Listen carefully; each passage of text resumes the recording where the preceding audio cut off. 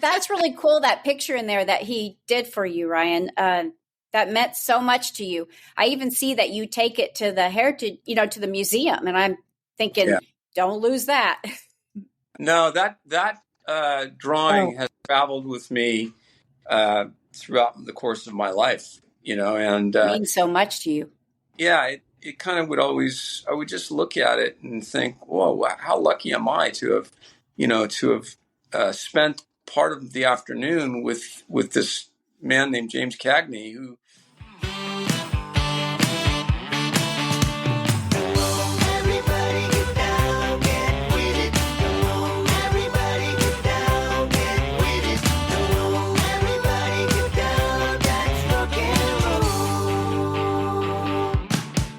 Welcome to the Sean Squad Society podcast with your hosts, myself, Cindy, Doris, Dame Madonna, where we invite you to share in our enthusiasm and reminisce about all things Sean Cassidy. From his teen idol days to his recent adventures back on the road again.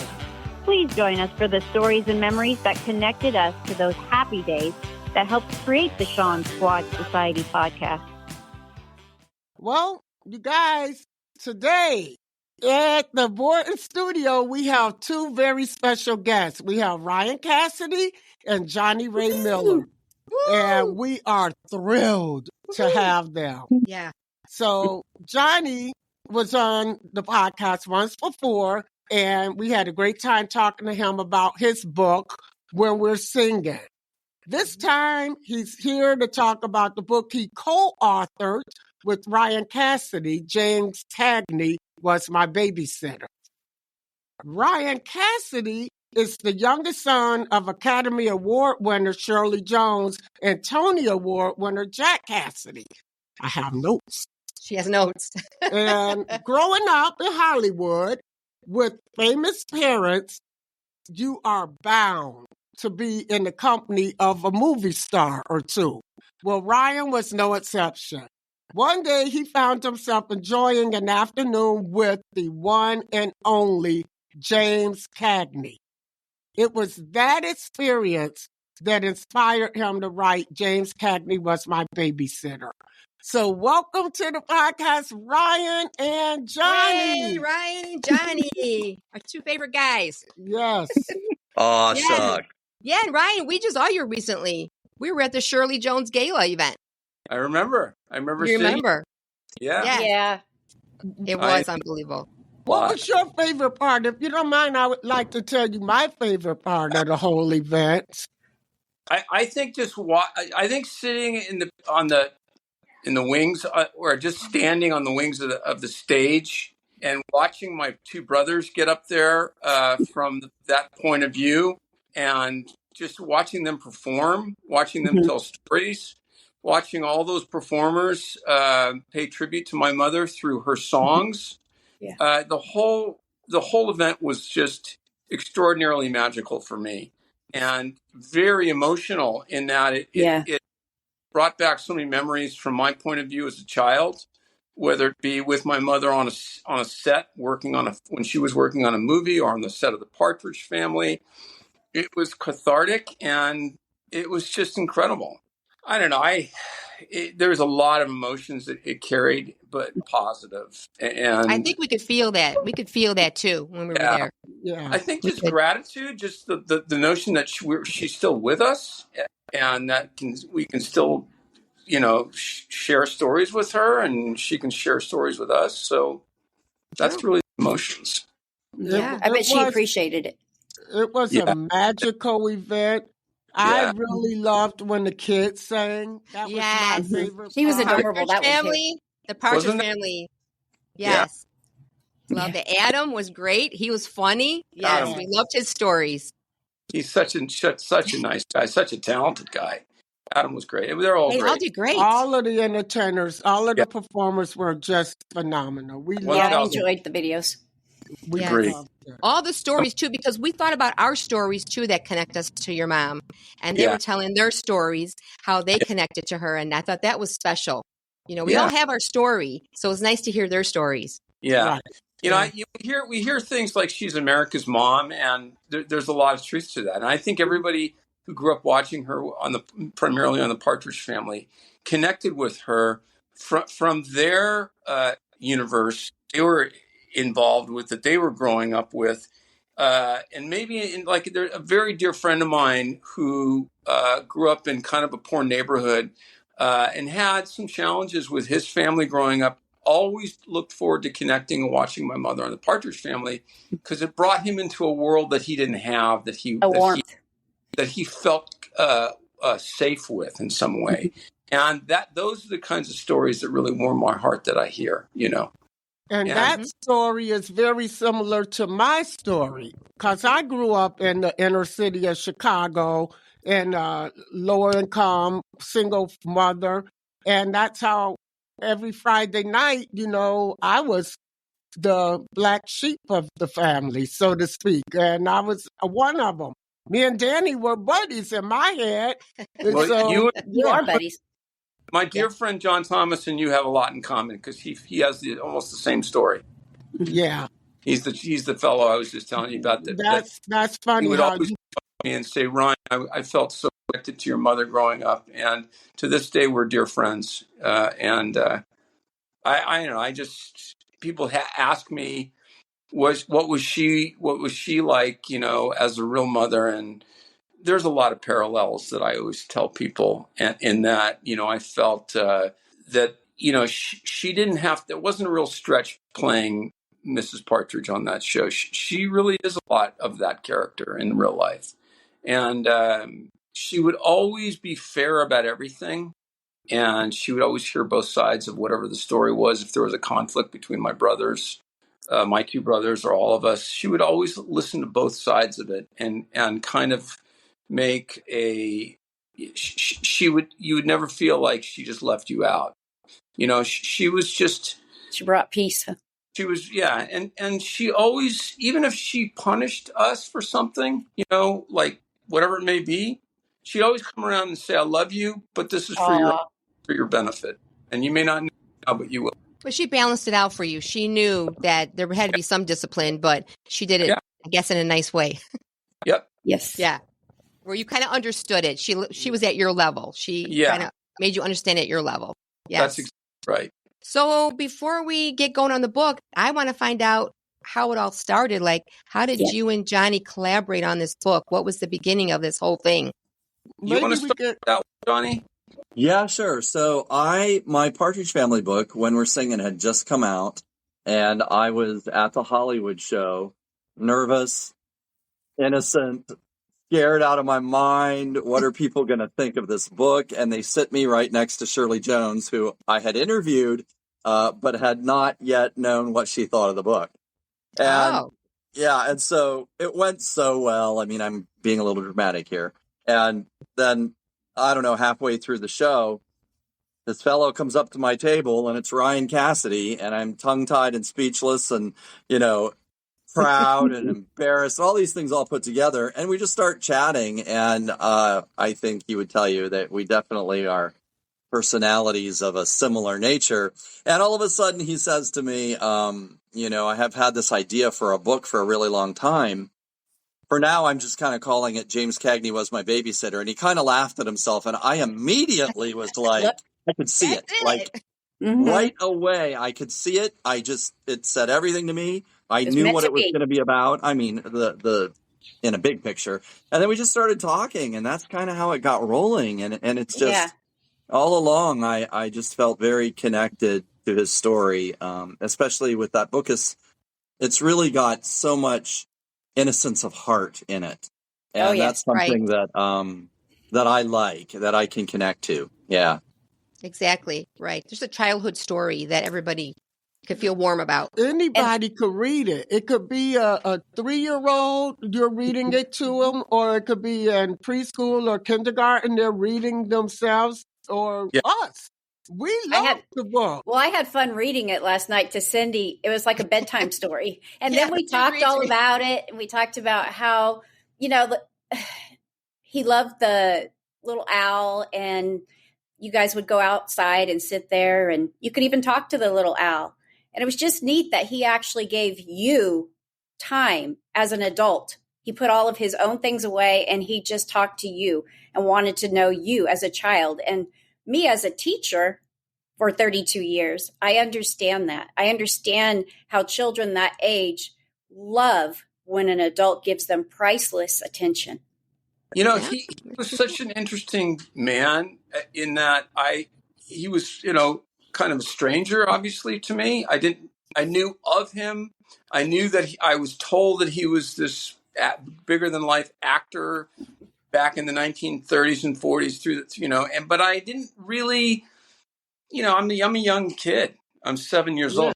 When I got to his house, he was kind of a stranger to me, but he had this presence about him, this kind of, I don't know how a comfortability within himself where he was almost, you could just sit there and watch him and study him. And he was fascinating.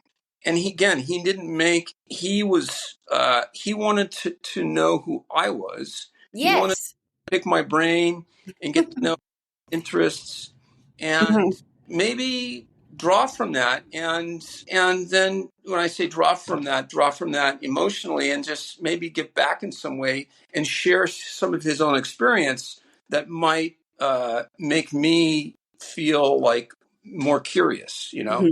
And that's exactly what he accomplished with me. He was, you know, again, what does a 73-year-old man have in common with a 7-year-old child, except the fact that he did a movie with my mother? But the way his house, the setting, the way it looked, the feel of it all, the observations that I made told me a lot about who he was. And as a 7-year-old boy, it gave me it told me that he had an imagination that was not unlike my imagination or a kid's imagination. And that made me feel like comfortable, like I was going to be okay. That was a good place to be, you know? I know you liked all his little trinkets. Yeah. But a question though, what was your preconceived notion before you even went there? Like, what were you thinking this man was going to be like? Did you have any idea what this man was supposed to be like? I thought he was going to be not as available to be. I didn't think he was going to take the interest that he took in me. I thought he was going to be more, you know, I thought he was going to be more of like, you know, when I remember meeting actors as a kid, they were usually, they were good storytellers and they were very kind of, but they were about them, if you will. I don't mean to say they just made it all about them in a way where kids were in the background. They would show you, exactly. Kids were in the background. Cagney did not do that. He didn't make it at all about him. He made it about me. And there was never a sense of urgency, like he had to do something else. I had to wait, or he had to, you know, there was just this sense of being that whatever was said or done was going to be okay. And just, even if I just sat there and we stared at each other, it was just comfortable. Comfortable setting. I was so intrigued by what I had described in the book, which were the little characters inside his wall. I was just, where did this guy come up with this idea to do this? All these little trinkets and stuff. Yeah. And because I was fascinated with building models as a kid. And obviously my imagination took me to, you know, I was fascinated with leprechauns and little people, right? An imagination. So, and he did too. So that was cool. When I was a kid, I used to love watching old Hollywood stuff. Anything that was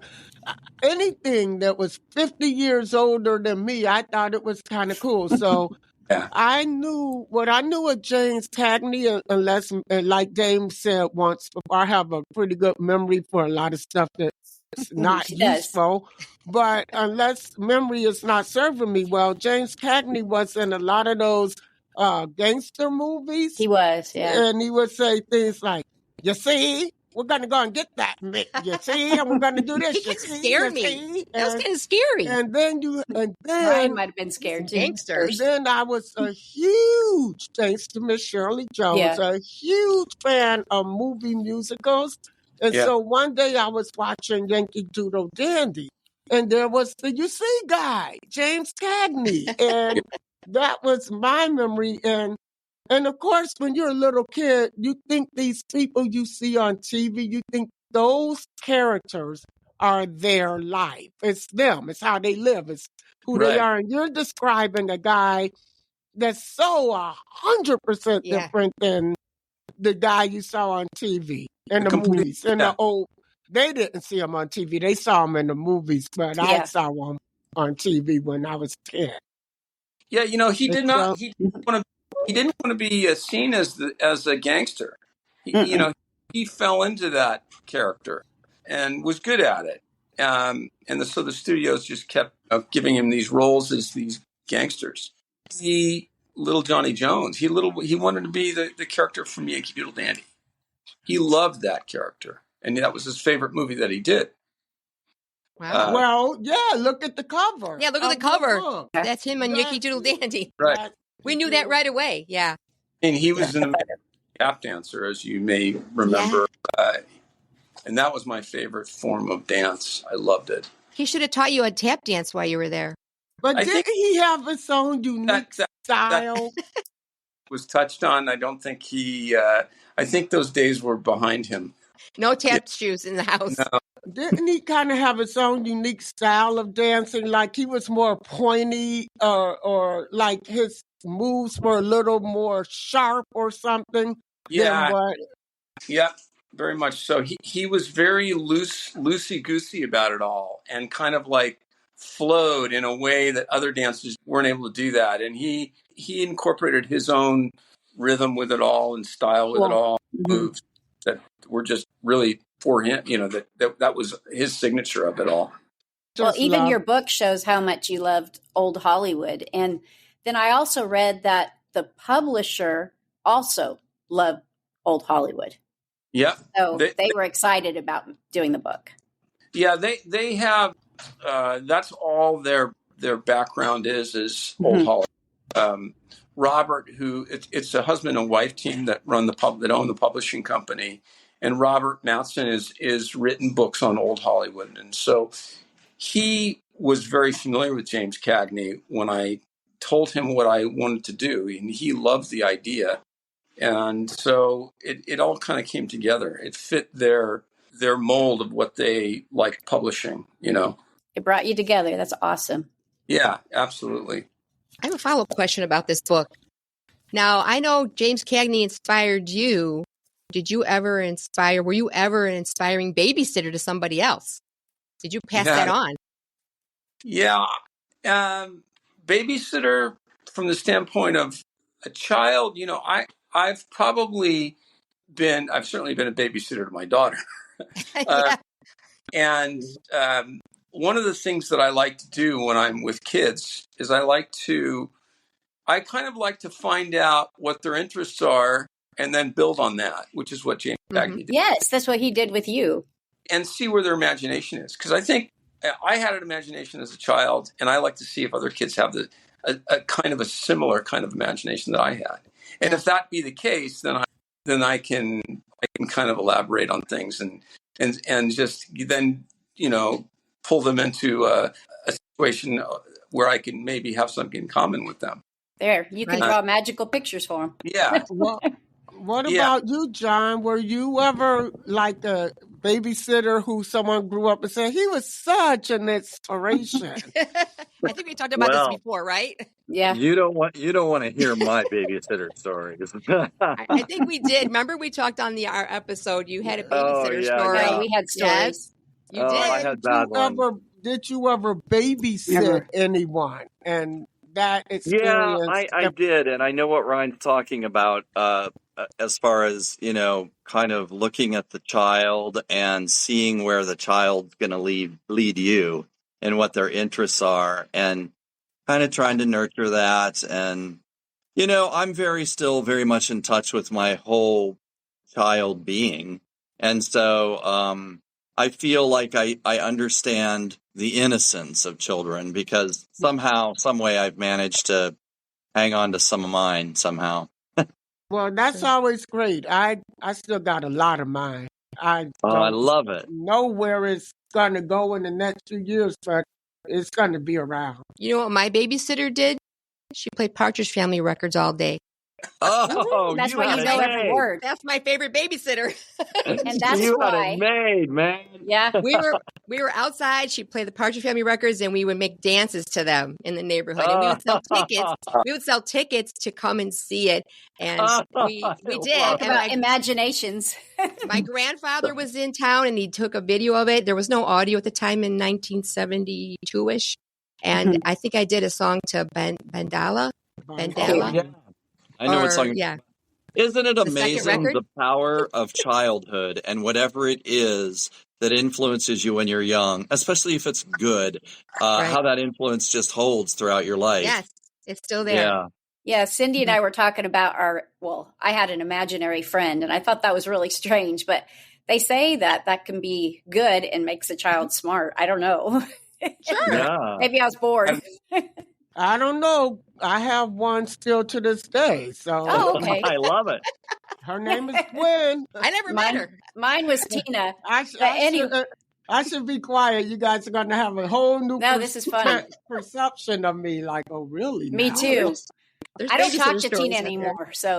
But that's really cool, that picture in there that he did for you, Ryan. That meant so much to you. I even see that you take it to the heritage, to the museum. And I'm thinking, don't lose that. No, that drawing has traveled with me throughout the course of my life since I was a boy, and it means so much to you. Yeah, it kind of I would just look at it and think, whoa, how lucky am I to have spent part of the afternoon with this man named James Cagney, who gave me this drawing of a character that he knew maybe I could identify with, or a character that I maybe saw in his home, which was one of his model handmade folks that were in these display cases. There was something about it that, I remember him asking me, what would you like me to draw for you? And I said, I'd like you to draw that little character inside that display case. Turned out to be one of the dwarfs from Snow White and the Seven Dwarfs. Oh, we were wondering about that before. Yeah. Remember when we were talking to Johnny, we were trying to decipher who that was? Later I kind of I had this idea, and I mentioned to Johnny that to me it's almost like that's James Cagney dancing for me. That was the then created as a result. Thought maybe it was him sort of dancing in the forest. It says from his forest, James Cagney. That's cute, and he signed it for you. We had our own ideas. So, Doris, what was your idea again? What did you think that was? I thought it was some dancing. You thought it was a self-portrait of the front of the book? Yeah, I thought it was self-portrait. Okay. Yeah. And I just thought it was an elf or something. So, a made-up elf. I think it probably was a combination of James Cagney and a little note in his curio cabinet. Oh, yes. It was a cross between the two of them. He saw you looking at him there on the shelf. Right. That makes sense. Yeah. One of the things that always struck me I have a long theater background, and Ryan talked about how Cagney had once played Puck in Midsummer Night's Dream. And that drawing kind of said to me, maybe this is a little bit of a memory of playing Puck. And I never saw that one, but okay. Right. Yeah. Everybody's got an interpretation of it. Well, it's our imaginations. Right? There's our imagination. Which is, by the way, what I think he ultimately wanted it to become, was somebody's imagination. Right. Yeah. Exactly. He was an artist, and he was a painter. And painters they love when the viewer kind of creates their own imagination as to what that image is in their mind, and that they can then walk away with what that image is and say, that's what I think this is. And I think that's what Cagney wanted.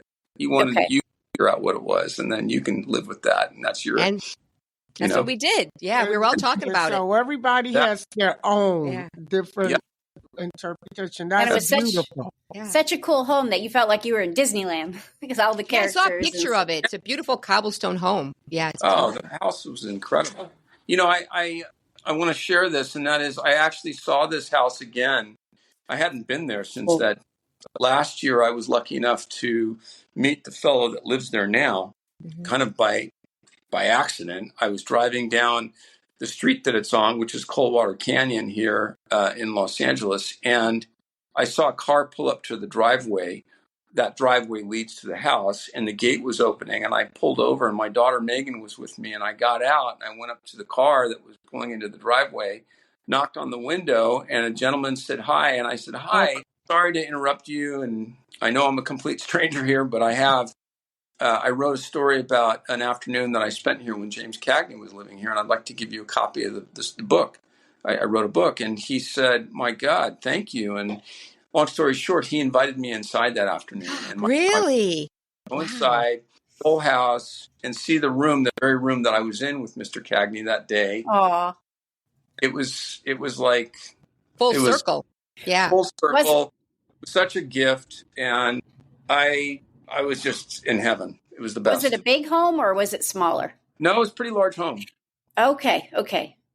Didn't really look any different than I'd remembered it, except that it had different furniture in it, of course, and it was decorated differently. And no leprechauns? No leprechauns in the wall. No leprechauns in the wall, but I felt James Cagney there, I can tell you. In the sense, I asked the owner, I said, do you have anything in this house of Mr. Cagney or that was left behind? He goes, there's a large black and white picture of Jim in the powder room. He bought the house from Jimmy Cagney's wife.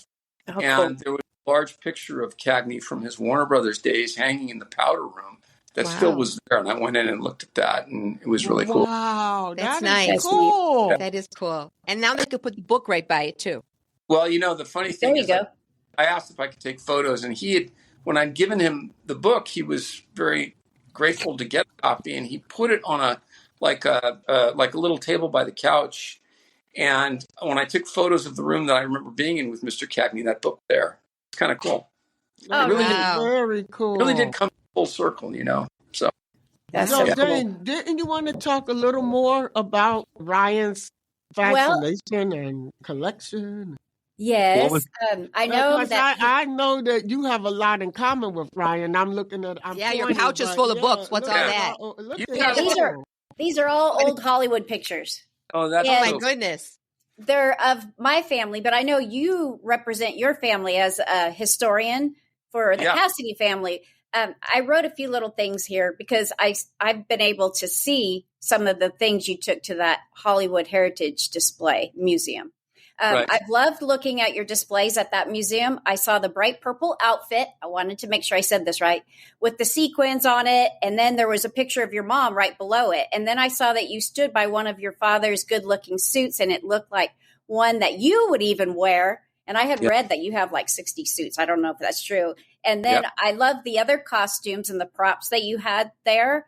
But the museum, I read, really, really likes you because of your classics and all the decades that you've been able to display. And so you make others smile when you bring, your setup. And this museum calls you a good friend. They love when you share your book and talk about your parents' stories that connect to old Hollywood. So you are the family historian, right? Yeah. So just to give you a background on where my interests lie, how they started. I have always been a person that loved the past, specifically old magazines, antique cars. My first car was from the 1920s when I was 16 years old. So my point is I feel like I have lived in different times in the past almost. Mm-hmm. And I love far back. Things are made. I love aesthetics and how the beauty of things. I probably hence why I work in the decorating world in TV and film. Mm-hmm. And I've always incorporated the past, and that a lot of that comes from my dad, who also had a love for colonial items and historic pieces of furniture. Growing up, that was what I was around my whole life. Mm-hmm. So that was something that was part of my childhood. And I remember as a kid collecting old National Geographics from the 1920s and loving all the ads in them, mm-hmm. and loved men dressed. And of course, always saw my dad dressed up. My dad was never in the same outfit twice. And I read that.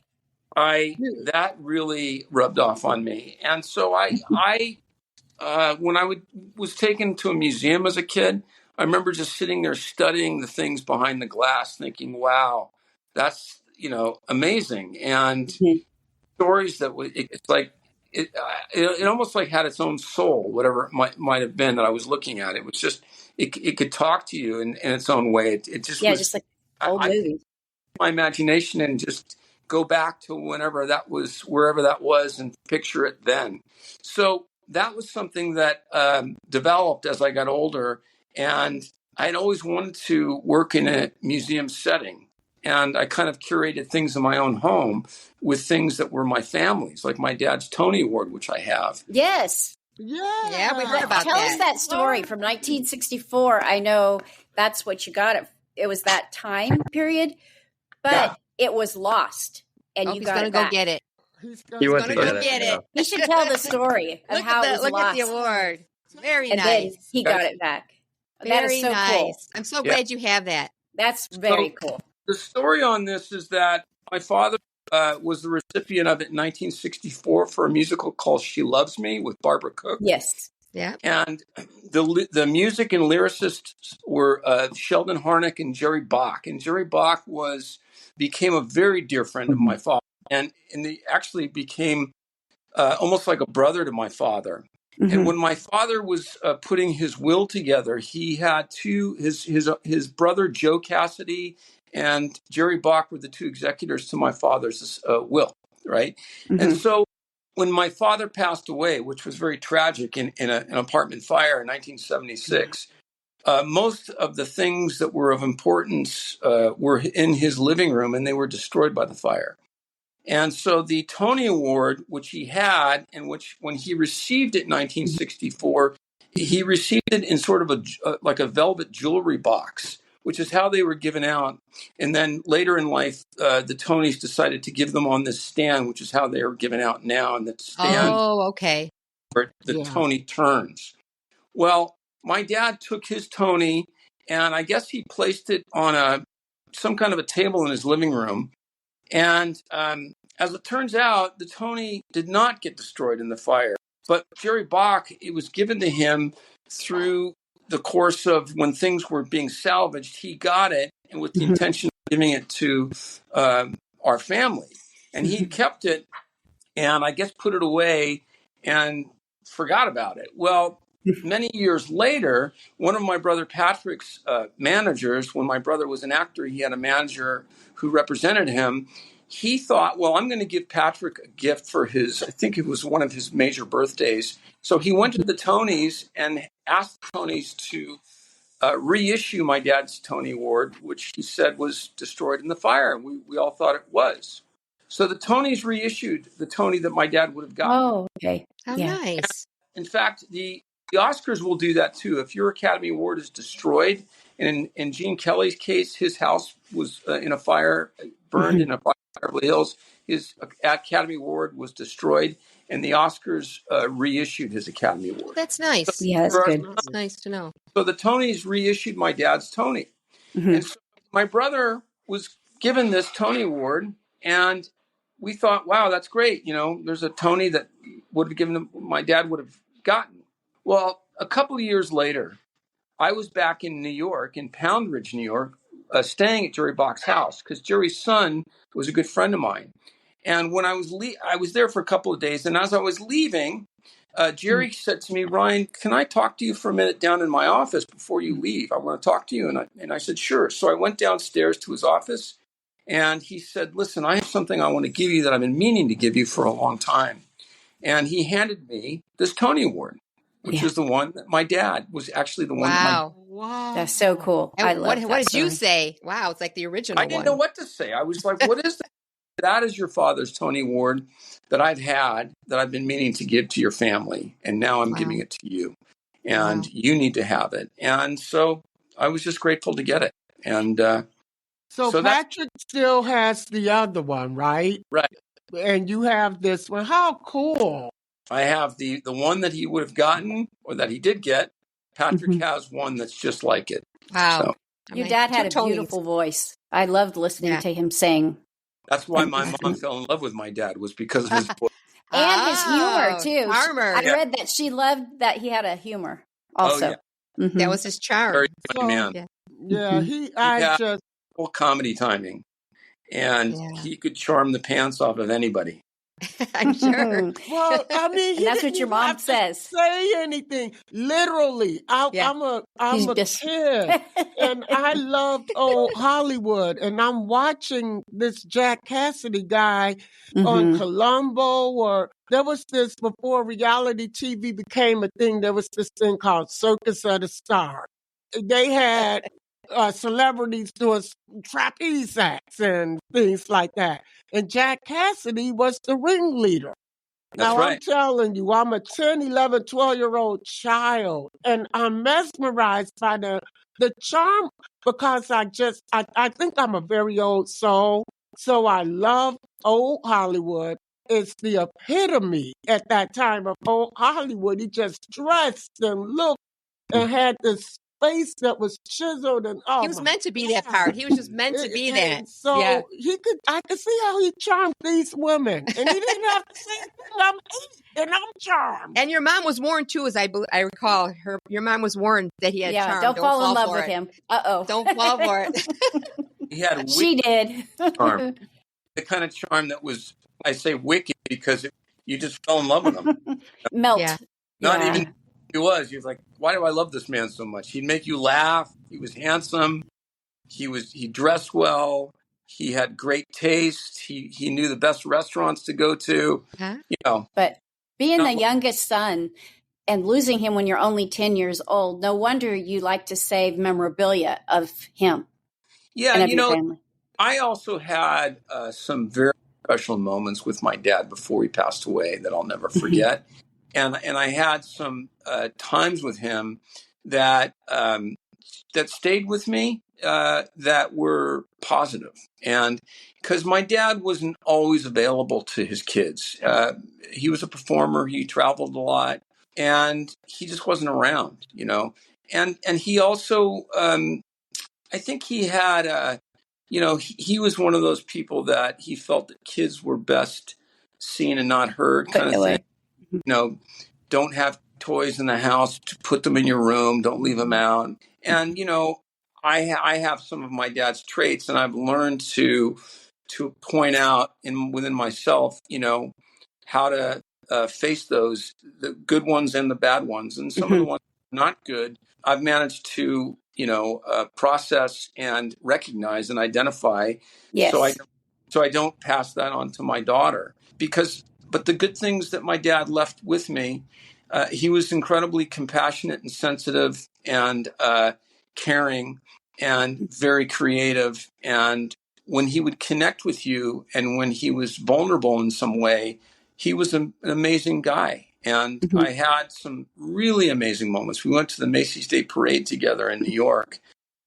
He took me to New York. Just the two of us went there. He took me to the FAO Schwartz, which was one of the largest toy stores at the time in the world. Talk about imagination. And he rented a car and took me to the house he was raised in. I mean, things that I'll just never forget. So So you're still holding that by getting all of his suits or some of his suits and dressing like him and going to the Hollywood Heritage Museum and showing your display. That's beautiful. It keeps his legacy alive. Yes, you're good at that. And don't get me wrong, I see him for who he was. He wasn't perfect. By no means was he perfect. Nobody is. He had his challenges, but I'm able to take the things that he left with me that were important, that were good, and keep those. And I'm able to keep his legacy alive by sharing stories like I'm doing with you guys now, talking about him. I dress the way I want to dress, but that's because my dad had that. I saw him and I thought that's I love that style. I love that look, and that keeps him alive. And I feel like he's with me at times, and that's it's just something that's very personal, but I believe it to be true. And he was an art piece. And so you really like to decorate and you really like to notice things like this. And you like to come home after you work and redecorate your house. I read that. And so these things that you do makes you an artist, even though you don't have a paintbrush. I read that too. Yeah. So you're a natural artist. My comfort zone is rearranging my house. I know. I read that. Yeah. Come over to my house and do do it again. Well, Wait a minute. Yeah, come in you can here. come to Chicago. We have plenty. Here, let's do that, you know? Yeah. Well, we should ask them about our set decoration. Well, we will. We'll ask them. But before that, I just wanted to ask you one quick question going back to the Heritage Museum. Mm-hmm. Isn't there a suit there that you donated that's like, it's not one of Jack Cassidy's suits, but it's another one and you really love the suit? I think. I loaned them one of Gary Cooper's tuxedos. Okay. That he wore in a movie that I had. So, going back to suits, I do have a collection of suits that are from the 1930s. Some of them are from the 1920s. Yeah. And I actually wear them. And I have them tailored to fit me the way I need them to fit. And, you know, suits today are nice, but there are suits that men's suits come and go with style, as you might know. So yeah, you have a suit from the 1930s that's a peak lapel, single-breasted suit, and it could look like something from the 80s.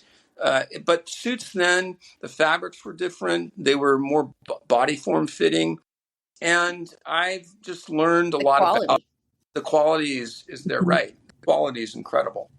A suit that you'd buy off the rack back in the 1930s or 40s is like, you know, you can't find that kind of suit today off the rack. No. So my dad's suits were all bespoke suits, which means that they were hand tailored and handmade to him. He picked out the material with his tailor and then they were made. And piece of art. Those are like a piece of art. Yeah. Mm-hmm. Did you wear one of those? Did you wear one of those suits to your mom's gala? I was going to ask about that. I was curious. Well, they don't fit me anymore. His suits don't fit me, but I have worn suits that would be almost identical to what he wore. Okay, remade and stuff too. I have these suits that my dad owned that came out of his condo when he passed, and they were made by a man by the name of Harry Cherry, and he was a tailor in Beverly Hills, and that's where my dad had many of his suits made. Oh, wow. You know, people look different today, men, women, both. We're not built the same way that people were in the 20s and 30s. So you're talking about these gorgeous suits and but I would imagine, you say you have them tailored to fit you. People were a little bit smaller height and width. I imagine that you're like adding a little something more to get. And I'm not trying to be funny. It's just the way it's made. You go to an old house that was built in 1922. You can't hardly get through the doorway. No, you're 1,000% right. That is exactly right. People were smaller back then. Mm-hmm. Diets were different. Find a large men's suit from the 1930s, like I say a 40 or 42, is challenging. Right. They're mostly 38s or even smaller. So yes, wow. I do like the way they look. When you post them on Instagram, I'm like, wow, that looks pretty snazzy. Yeah. Don't you think? Dapper. Yeah, dapper. Use the term dapper. Yeah, pretty dapper there. I love your displays. Thank you. Yeah. My favorite to everybody. designer is Ralph Lauren, because Ralph Lauren actually has been known to bring back different looks from like the 30s, 40s. He reinvents things all the time. And I just like his style. That's kind of my favorite. There's a few others, but I like him a lot. Yeah. Oh, that's good to know too. I wear Ralph a lot myself. I was going to say, wish I had some of those. I have a Ralph Lauren bedspread. Thank you from the bottom of our Teen Dream hearts. Keep on crushing. Always believe in magic. And have a peaceful, shantastic week. And don't forget to follow us on Facebook, Instagram, Threads, and subscribe to our new YouTube page. Make sure to keep in touch with us at our email, SeanSquadSociety@gmail.com. The Sean Squad Society podcast, including past, present, and future versions, and its contents are owned and controlled by the Sean Squad Society. The podcast is written, produced, and recorded at the Borden Studios, and the views and opinions are solely those of the Sean Squad Society podcast. We may think we are always right, but we may get things wrong from time to time, so we assume no responsibility for errors of submission of content.